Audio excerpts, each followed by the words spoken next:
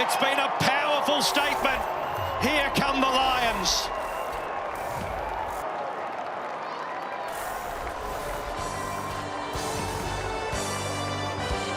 At the final siren, the Lions win by 22 points. We are the pride of Brisbane town. We wear the roll, blue and gold.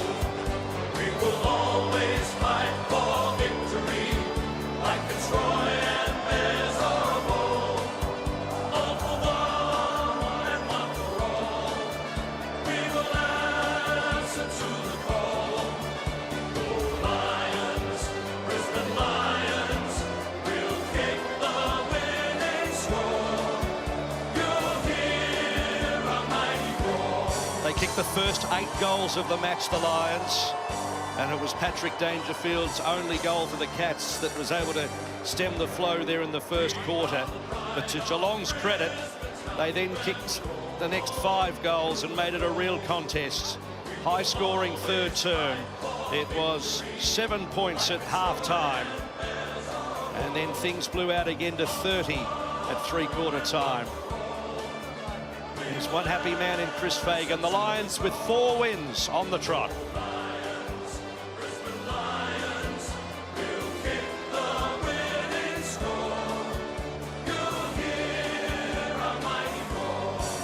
Here's Brad Johnson down on the ground.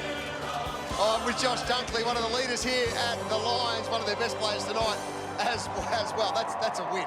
Yeah, it's a very important one, mate. You know, like we started our year a bit up and down and had some losses that we probably could have won at times, but special for this group to respond after the bye against Sydney and Geelong now. But, you know, now it's all about the next one and building that momentum. It is. What has changed over the last 4 weeks? Is scoring heavily, but the whole team is just really committed to the contest. Yeah, well, I think the biggest thing is the game's changed. And we probably, early on, we probably thought we could play the way that we played in the past few years. So we had to adapt a little bit, and the last couple of weeks we've shown that.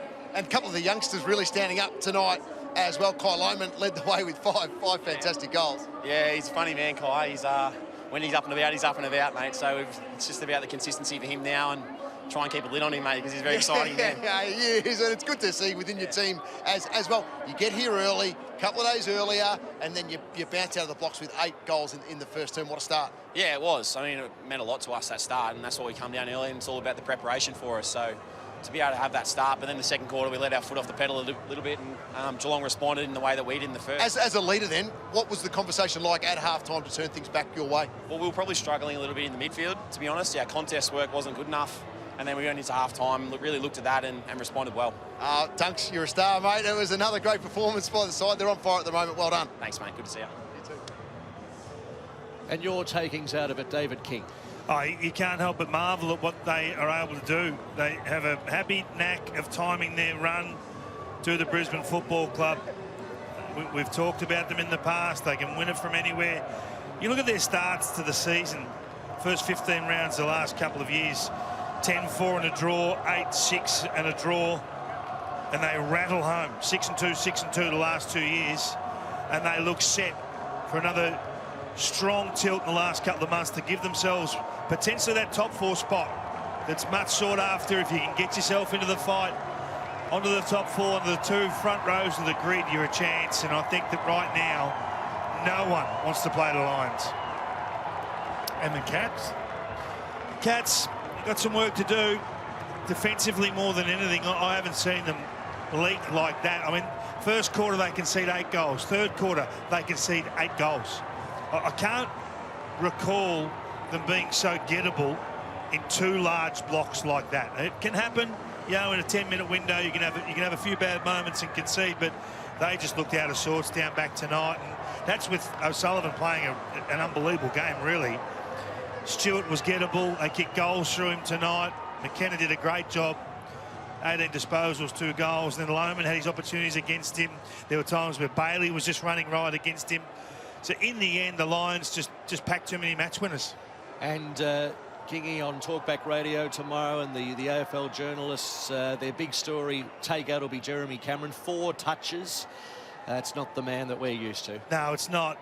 It's only the 3rd game since he's been a Cat that he hasn't had a shot at goal. 2 of those in the last 3 weeks. So he's the talking point for sure.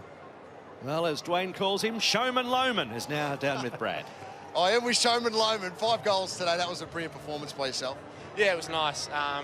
Last few weeks has been nice to just gel with the forwards, been playing really selfless brand, so got a lick of the ice cream tonight. It was good fun up there. It is. You're right with gelling. Like, everyone seems to be moving really well. Yourself, Cam Rayner getting a little bit higher as well, but the rotation of Charlie was on fire early. It's starting to work. Everyone talks about the talls, but you mids and smalls are starting to get it done. Yeah, it was a little wet tonight, so it was a good day for the smalls, but yeah, like our pressure the last couple of weeks has been a really good ingredient for us, and yeah, we've been playing so well, so yeah, we're having a lot of fun down there, Jono. It'd be good.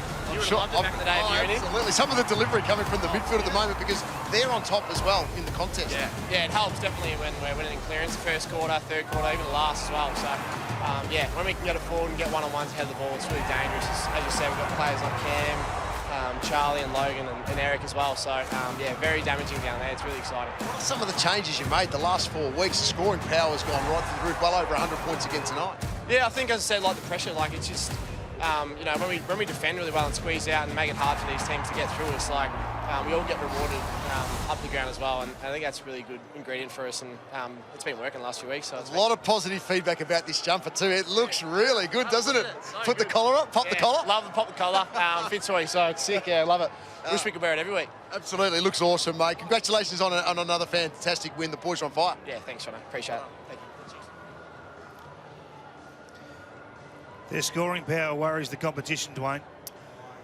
Well, they've got guns everywhere that can really light it up at any particular time. They've got arguably the best fullback in the competition in Harris Andrews as a leader. Charlie Cameron, who we can see on camera now, can break you apart in a 5 or 6 minute passage. And they can win away, and we know how tough they are to beat at the Gabba. Their midfield's firing as well, which is when I think Josh Dunkley laid 16 or 17 tackles tonight as well. So he gets the ball and does damage with it, but you don't get away from his grasp all that often either. No, they're hard to play against, and that's what Chris Fagan's looking for. They'd lost that for that first probably 6 to 8 weeks of the season. They look like they'd maybe lost a bit of their mojo. It's just, mate, like all great racehorses, Dwayne, when they see the finish line, they find, and maybe I should have thrown that at Matty, but you can just sense they know that there's an opportunity to do something that's incredibly rare, to go back to back to back. Now they've got some injuries tonight, which we're concerned. Well, they've got a couple to come back though. Yeah, they have. They get Hugh McCluggage back, which is going to be a big one, and yeah, their main delivery man off half back, Dane Zorko, will play next week, and they've got Essendon next week, so that's at the Gabba. I'd suggest they go into that one as favourites. I would think so, Dwayne, yes. I'm probably more impressed with the way they've scored tonight. So 7 goals out of the back half, 10 goals from your forward half work, whether that's stoppages or winning the ball back, and a couple from centre back. It's the perfect model. It really is. So they'd be thrilled with their work. And you talked about the back six. They withstood 69 inside 50s tonight from the Cats. Spaulding was a feature. You just hope Darcy Gardner and that hamstring are okay.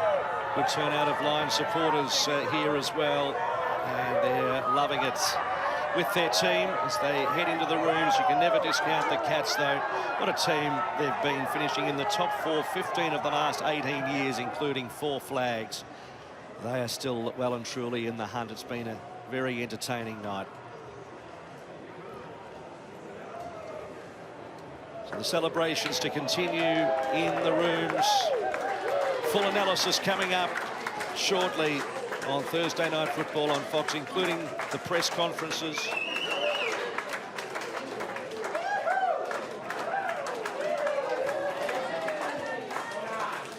But they've made a statement, have the Brisbane Lions tonight.